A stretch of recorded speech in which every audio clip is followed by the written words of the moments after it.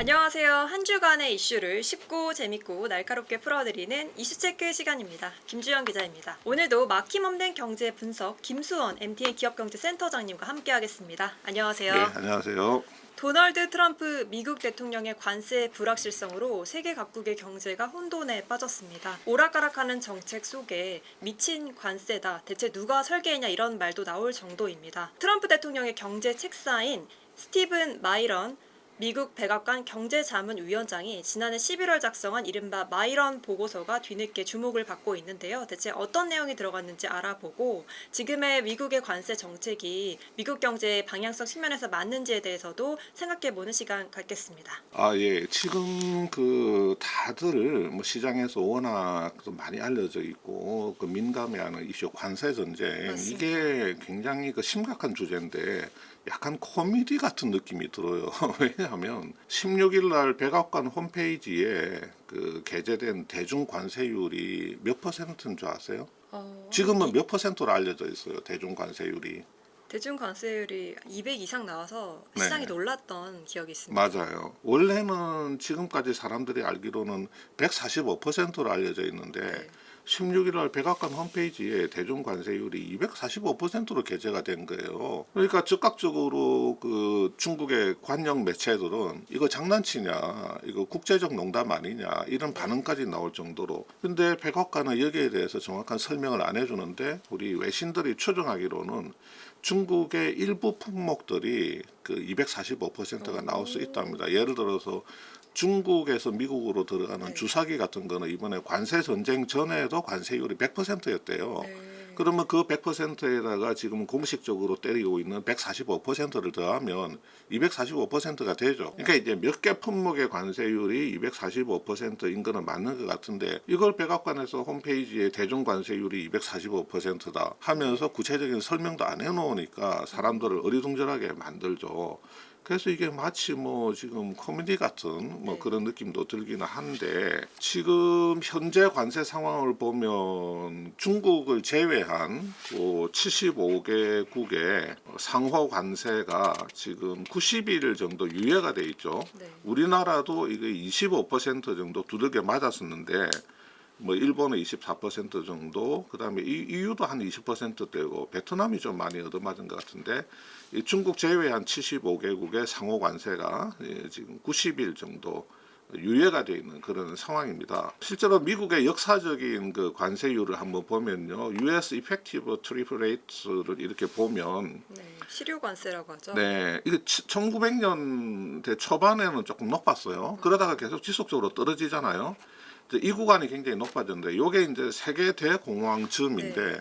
1930년도에 스무트 홀리 관세법이 통과되면서 굉장히 높은 관세가 실행된 적이 있고 그 뒤에 이제 쭉 관세율은 계속 일반적으로 떨어졌습니다. 그래서 지금 현재 트럼프의 관세 전쟁이 일어나기 전까지는 5%가 안 되죠. 한 2, 3% 정도 평균 관세율이었는데 트럼프가 관세 전쟁을 일으키면서 이게 한 25%까지 평균적으로 지금 이렇게 올라가 있습니다. 근데 이게 더 올라갈 수도 있고 떨어질 수도 있고 어디로 튈지는 우리가 전혀 알 수가 없는 그런 상황인 거죠. 자, 그러면 이제 트럼프는 도대체 왜 이러냐?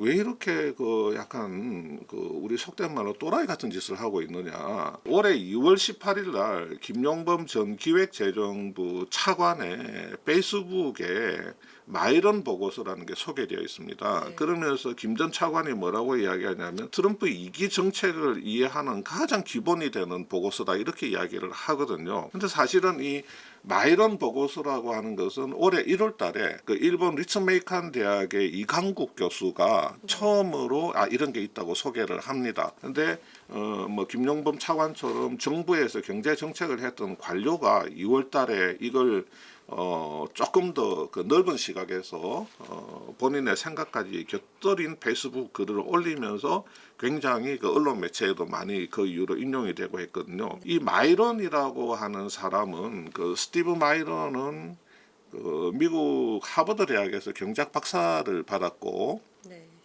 1920년도 그 당시에 미국 재무장관의 그 경제 고문도 역임을 했는데 이 마이런 보고서라고 하는 걸 언제 썼냐면 이 사람이 이번 트럼프 백악관에 입성하기 전에 작년 11월 달에 민간 투자 회사에 있을 때 그때 쓴 거예요. 11월 달에 민간 투자 회사에 있을 때 어떤 제목으로 썼냐면 세계 무역 시스템 재편을 위한 사용자 안내서 이런 제목으로 냈던 42장짜리 그 리포트입니다. 자, 요게 이제 지금 여기 나와 있는 내용이 지금 트럼프가 일으키고 있는 관세 전쟁하고 비슷한 게 너무 많아요. 여기서 제안한 대로 지금 트럼프가 그 관세에 대한 정책을 내놓고 있는 측면이 있기 때문에 이 리포트가 엄청나게 관심을 끌고 그다음에 우리나라 매체에도 많이 소개가 됐는데 제가 간단하게 축약해서 한번 이 내용을 한번 말씀드려 볼게요.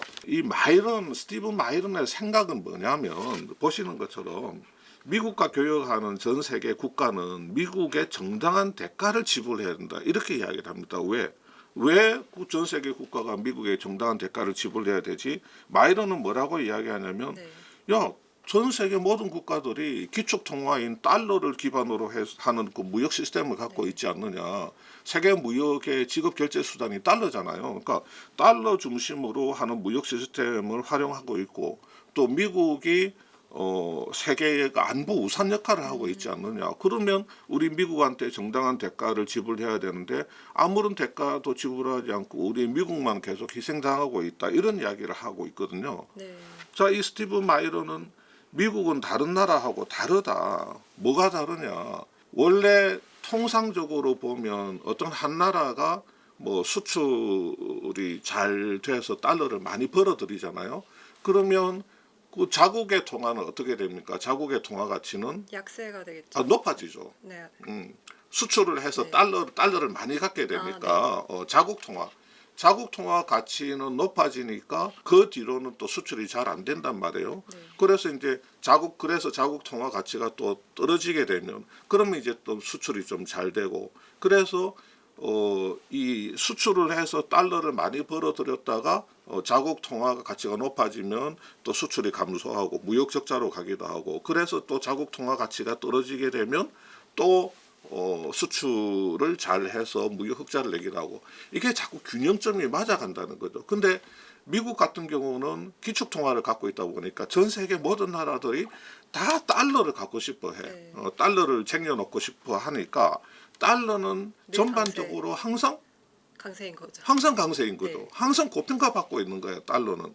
그러니까 미국은 적어도 환율 측면에서는 굉장히 그 불리한 상황에 처해 있다. 이제 그런 이야기고 워낙에 뭐 각국의 글로벌 지급 수단인 그 안전자산인 달러를 축적하려고 하니까 이게 그렇기 때문에 미국의 제조업은 항상 불리한 환경에 처해 있다는 거죠. 그러니까 미국의 자동차 산업이라든지 이런 뭐 조선업이라든지 하여튼 여러 가지 그 제조업이 쇠퇴하게 된 이유가 세계 기축 통화로서의 그 역할을 충실히 하고 있기 때문에 무역에서 적자나고 재정에서 적자나고 쌍둥이 적자나고 또 전 세계의 우산 그 역할을 해주니까 안보 우산 역할을 해주니까 거기에 따른 비용을 다 미국이 상당 부분 짊어지고 있다. 그래서 미국은 다른 나라하고는 다르기 때문에 이제는 전 세계 국가들이 미국에 적합한 대가를 지불을 해야 되지 않느냐 이런 이야기를 하고 있는 거거든요. 그래서 우리가 잘 알다시피 우리가 흔히 하는 말로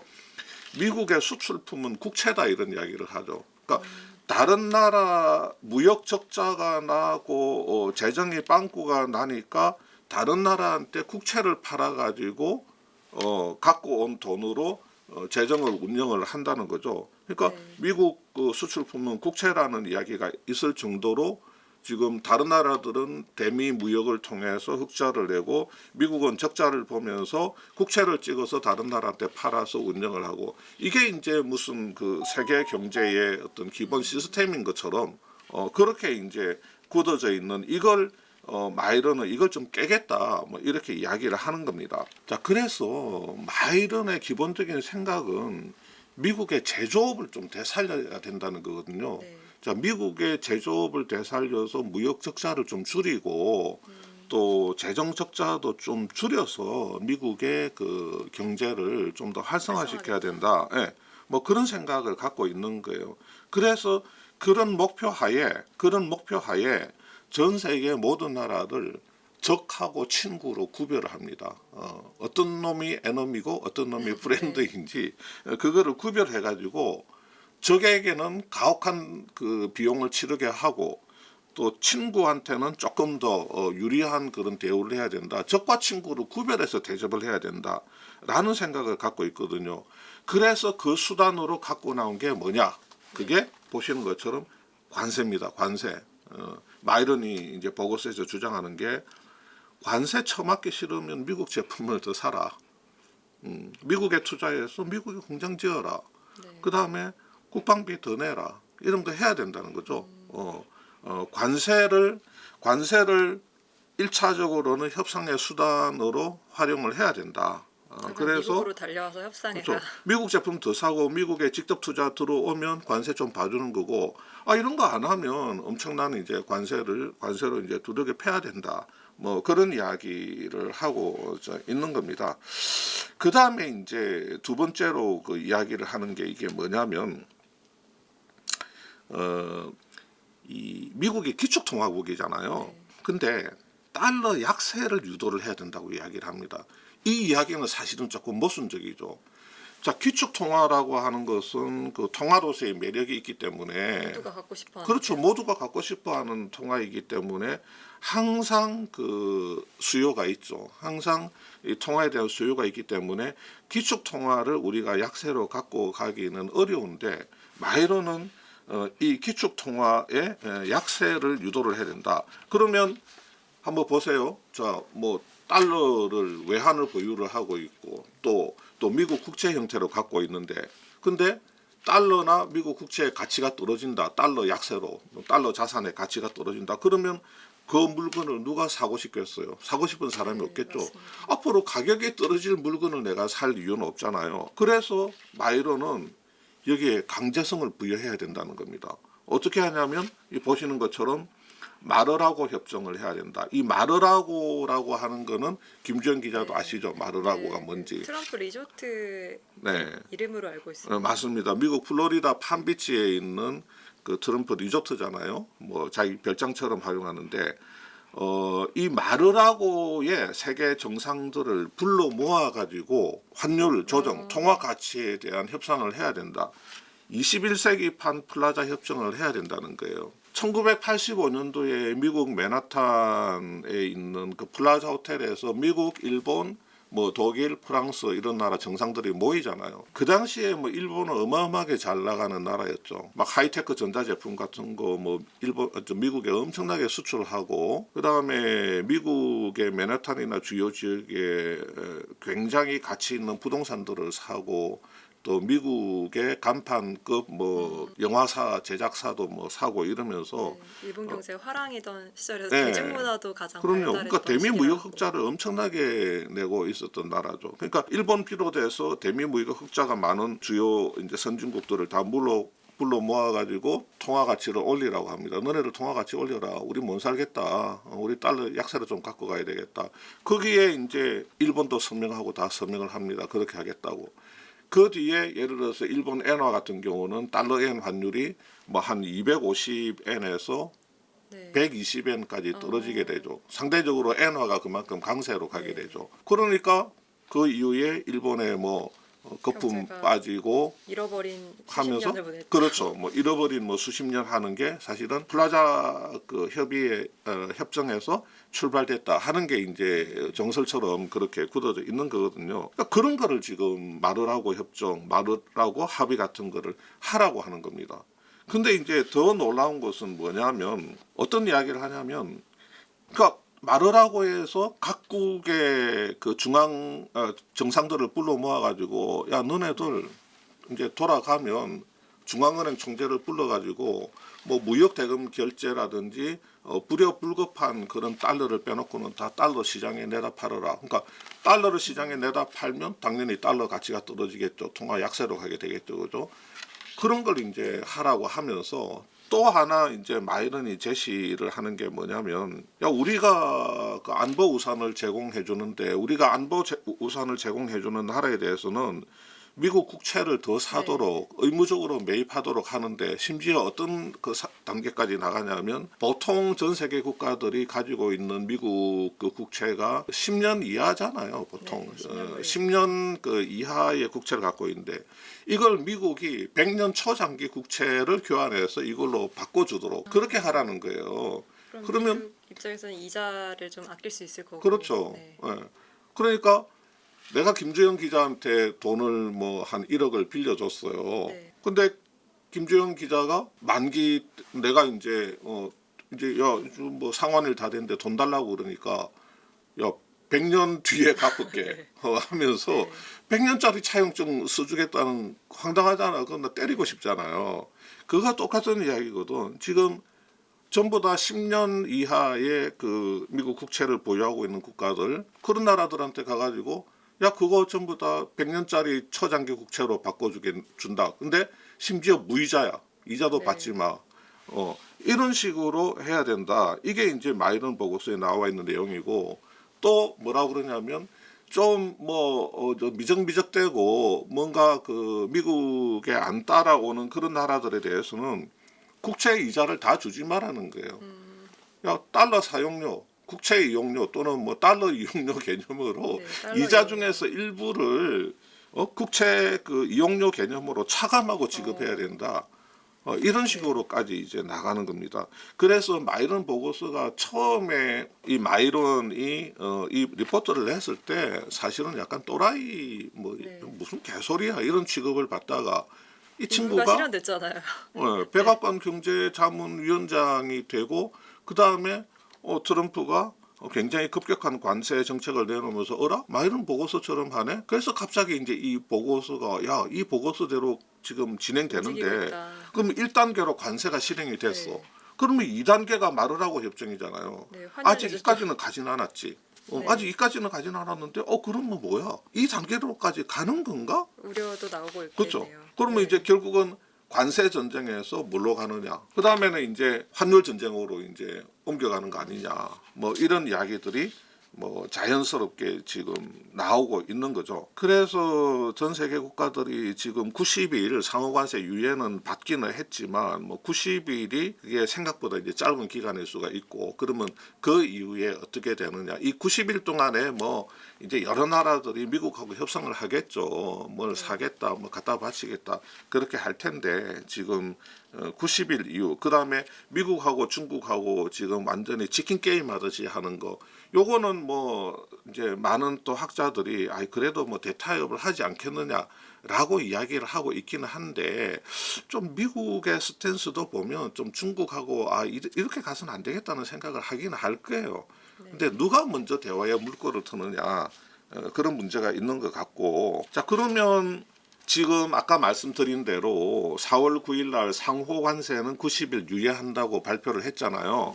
그럼 이제 트럼프가 지금 일단 한 발은 물러섰습니다. 한 발 물러서면서도 일단 한 놈만 팬다. 그럼 이 한 놈이 어디냐? 중국만 지금 된다. 중국은 지금 패고 있는 거예요. 계속 중국만은 내가 계속 패겠어. 근데 다른 이제 나라들은 이제 좀 90일 동안 봐주고 있는 건데 지금 뭐 전문가들 분석으로는 트럼프가 왜 그러면 지금 90일 유예 한 발 뺐느냐 이 채권 시장에 굴복한 거 아니겠느냐 이런 이야기를 많이 하고 있거든요. 지금 미국 입장에서는 채권 금리가 굉장히 중요합니다. 지금 특히 미국 국채 10년물이 굉장히 중요하거든요. 트럼프도 이제 계속해서 이야기를 해왔던 게 금리 인하 이야기 많이 했잖아요. 네. 그래서 특히 지표금리인 미국 국채 10년물이 좀 낮게 갔으면 좋겠다. 네. 오늘 아침 뉴스 보니까 또 파월한테 맞습니다. 뭐 금리 인하 압력을 넣었다는 그런 기사도 나와 있더라고요. 그래서 관세 전쟁이 일어나게 되면 어떤 관세로 밀어붙이게 되면 미국 국채 10년물이 좀 떨어질 거라고 생각했는데 그렇게 반대로 생각했는데 움직였네요. 그렇죠. 그러니까 시장은 뭐 전혀 그냥 다른 방향으로 지금 튀어버린 거예요. 그러니까 미국 입장에서는 아까 말씀드린 것처럼 자 무역, 교역에서는 다른 나라들이 이제 많이 흑자를 보고 그래서 풍부해진 달러를 가지고 미국이 발행하는 국채를 사잖아요. 그러면 미국은 이제 국채 이자를 물게 되는데 미국의 1년 국채 이자가 1조 한 3천억 달러 정도 되거든요. 근데 앞으로 계속해서 어차피 국채는 계속 발행할 수밖에 없는데 금리가 오르면은 손해를 보겠네요. 그렇죠. 금리가 국채 10년물 금리가 저렇게 오르게 되면 국채 이자 부담이 엄청나게 커지잖아요.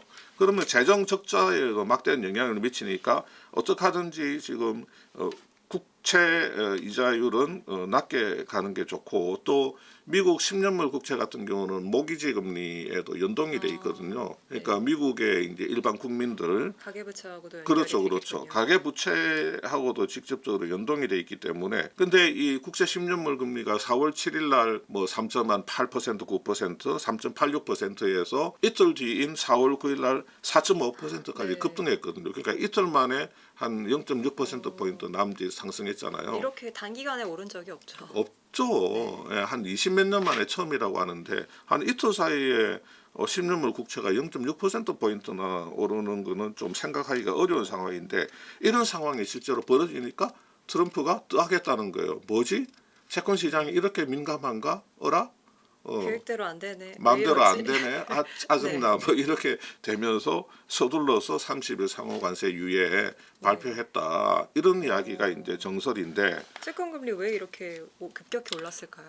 일단은 뭐 미국을 믿기 어렵다. 구체적으로 트럼프가 매일매일 그 말이 그 바뀌니까 그 말을 믿기가 이제 어렵다는 거죠.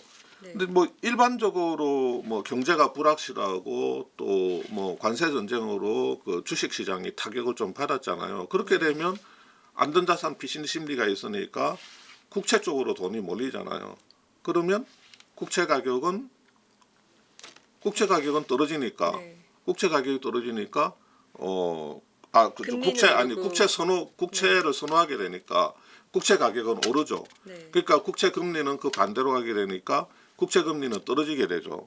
그러니까 국채 선호 현상으로 국채 가격이 오르면서 국채 금리는 떨어져야지 그게 정상적인 우리가 알고 있는 메커니즘인데 지금 이건 같은 경우는 주식 시장이 안 좋고 분명히 국채에 대한 선호도가 있어야 되는데 오히려 국채 금리가 튀어버렸단 말이에요. 네. 그래서 그러면 누군가가 시장에서 국채를 엄청나게 던지고 있구나. 왜 던질까? 이제 뭐 관세 전쟁이 일어나고 그 다음에 전 세계 교역이 이제 줄게 되고 그러면 이거 뭐 경기 침체가 올 것 같은데 네. 그렇게 되면 미국 정부는 세수가 부족해질 거고 국채를 더 찍어내겠다. 그렇죠, 그렇죠. 그러면 국채를 계속 찍어내면 이거 국채 가격 국채가 떨어지겠네. 네. 그러면 이거 지금 갖고 있는 거 빨리 팔아야 되겠네 해서 뭐 국채 보유자들이 투매를 했을 수도 있고. 투매를 했다는 이야기들이 있더라고요. 근데 중국에서 나왔다, 뭐 일본에서 나왔다, 뭐 이런 이야기도 이제 나오고 있는 거고. 그 다음으로는 주식 시장이 급락하니까 주로 주식 자산을 많이 가지고 있는 펀드들에서 마진콜이 걸리면서 마진콜 대응을 위해서 가지고 있는 국채 같은 걸 팔아서 뭐 투매 현상이 벌어졌다. 뭐 이런 분석도 있는데 어찌되었든 간에 트럼프가 생각하고 있던 방향하고는 다른 방향으로 움직이니까 지금 트럼프 입장에서는 네. 일단은 상호관세 90일 유예를 하면서 뭐 채권 시장을 좀 살펴볼 수밖에 없는 그런 상황이다. 뭐 이렇게들 이제 많이들 분석을 하고 있습니다. 여기 보시는 그림처럼 10년물 국채가 지금 여기 보면 이렇게 떨어지는 추세로 있다가 4월 7일, 8일, 9일, 10일 이런 식으로 이제 급격하게 이렇게 상승을 하게 되잖아요. 이렇게 급격하게 상승을 이제 이걸 보고 이제 트럼프가 상당히 놀랬다.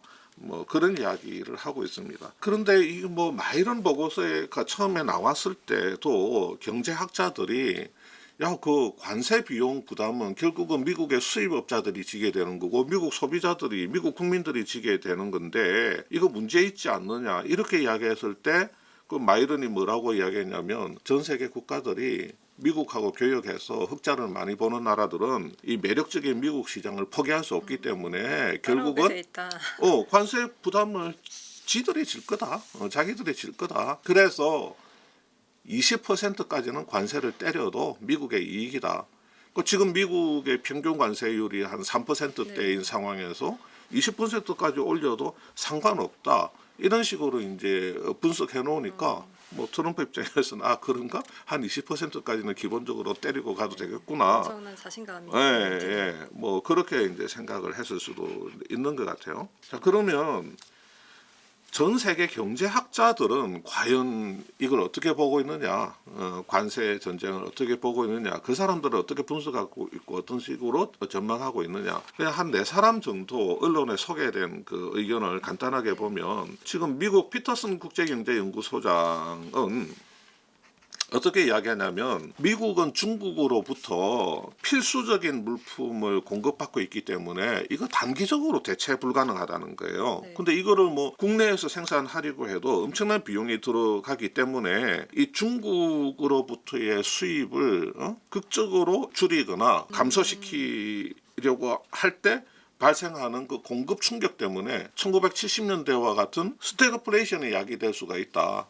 그러니까 지금 관세 전쟁은 결국 미국한테 타격을 줄 수 있다 이런 이야기를 하고 있는 거고 폴 크루그만 교수 아시죠? 네. 뉴욕 시립대 교수 2008년에 노벨 경제학상 받은 폴 크루그만도 거의 비슷한 이야기를 합니다. 미중 교역이 중단되면 중국은 농산물을 미국이 아닌 다른 나라에서도 얼마든지 수입할 수 있을 것 같은데 미국이 중국으로부터 수입한 중요한 물품은 다른 곳에서 사기가 어렵다. 그래서 상당한 그 인플레이션 충격을 가져줄 수 있다. 역시 미국에 이제 좀 불리할 수 있다. 뭐 이런 이야기를 네. 하고 있죠. 그다음에 이제 뭐 고든 헨슨 같은 하버드대 교수 같은 사람은 이 사람은 뭐 무역과 일자리 연구에 뭐 세계적 대가로 알려져 있는데 그 조선일보하고 인터뷰를 한 거 보니까 기본적으로 관세는 무역 적자를 해결하는 방법이 될 수 없다. 적어도 미국에 있어서는. 왜냐하면 미국의 많은 제조업자들이 그 부품이나 장비를 수입해 가지고 뭐 만들어서 판단 말이에요. 근데 관세를 엄청나게 두들겨 버리면 수입하는 부품이나 장비의 가격이 엄청나게 올라가겠죠. 그러면 결국은 미국 수출품의 가격 경쟁력을 떨어뜨리기 때문에 관세가 적어도 미국에 있어서는 무역 적자 해결 방법으로 좋은 수단이 아니다. 그러면서 지금 고든 헨슨 같은 경우는 심지어 한국을 비롯한 동맹국들은 단합해서 미국에 대응해야 된다. 미국은 개별 국가들의 분열을 유도한 다음에 유리한 거래를 이끌어내려고 할 텐데 그런 함정에 빠지면 안 된다는 뭐 조언까지도 그렇게 뭐 하고 있거든요. 그 다음에 뭐 또 이제 뭐 라구암 라잔 같은 시카고대 교수, 인도 중앙은행 총재를 역임한 뭐 이런 교수 같은 경우도 비슷한 이야기를 합니다. 뭐 지금 제조업의 일자리 상실은 결국은 기계화, 자동화의 영향이 굉장히 큰데 뭐 관세를 두들겨 가지고 제조업을 보호하겠다고 해봐야 어차피 미국 내 기계의 일자리, 그러니까 기계만 늘어난다는 거죠. 그것만 늘어나는 거고 뭐 트럼프 1기 정권 때도 그 철강 관세가 얼마나 일자리를 창출했나 그거 연구해 보니까 철강업계 일자리 하나 만드는데 한 50만 달러에서 100만 달러 정도가 투입되더라는 거예요. 네. 가성비 너무 떨어진다는 거야. 네. 그래서 이것도 트럼프의 뭐 관세 정책 측에 뭐 제조업의 일자리를 뭐 그렇게 많이 창출하는지도 의심스럽고 그리고 제조업이 차지하는 비중이 미국에서 10%가 안 돼요. 그걸 위해서 전 세계 경기 침체를 야기할 수 있는 관세 전쟁을 일으킨다? 이건 좀 안 맞는 거 아니냐 그런 이야기를 지금 많이 하고 있거든요. 그 다음에 이제 지금 마지막으로 좀 학자들이 우려하는 게 뭐가 있냐면 미국 역사상 최악의 관세법이 1930년에 그 스무트 홀리법이라는 게 통과가 된 적이 있습니다. 우리가 1928년도에 미국 대선이 있었거든요. 그때 28년도에 미국 대선이 있을 때 그 공화당 후보, 그 허버트 후보가 그때 미국 경기가 좋았어요. 네. 1920년대 중후반 때 좋았는데 근데 농촌은 조금 이제 낙후돼 있으니까 수입 농산물의 관세를 좀 때려가지고 농민들을 좀 잘 살게 해주겠다 그런 걸 공약으로 들고 나와서 굉장히 압도적인 지지율로 당선이 됩니다.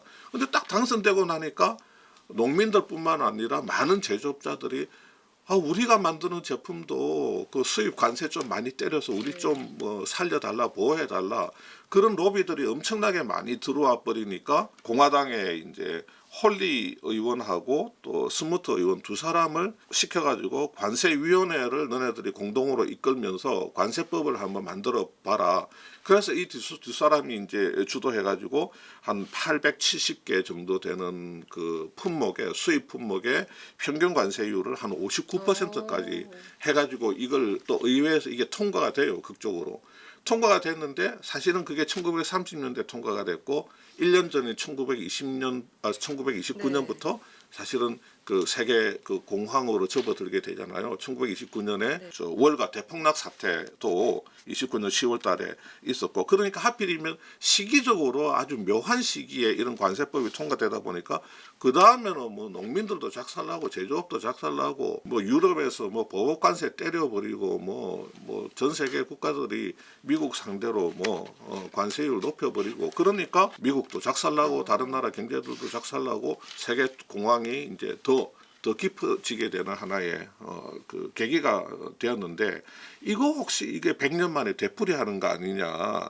그래서 또 일부 학자들은 그런 측면에서 좀 걱정들을 많이 하고 있는 것 같더라고요. 지금 이제 어차피 약간 90일 유예로 뭐 관세라는 이슈가 약간 좀 소강 상태에 들어가 가지고 그냥 제가 그냥 한번 종합적으로 약간 흘러온 과정을 한번 정리를 정리를 잘 해서 해주셨네요. 한번 말씀을 드려봤습니다. 네, 90일 유예이긴 하지만 오늘 또 트럼프 미국 대통령은 백악관에서 관세 거래는 우리가 결정해라고 또 한마디 했더라고요. 이 관세 전쟁의 종착역은 어디일까 궁금해지는데요. 운전을 하고 가는데 길을 잘못 들었는데 멀리 가면 돌아오는데 더 시간이 걸리잖아요. 지금 방향성이 맞는지에 대해서 트럼프 대통령도 마이런뿐만 아니라 다른 석학들의 멘트에도 귀 기울일 필요가 있지 않나 생각해보는 시간이었습니다. 오늘도 막힘없는 분석 고맙습니다. 네, 감사합니다.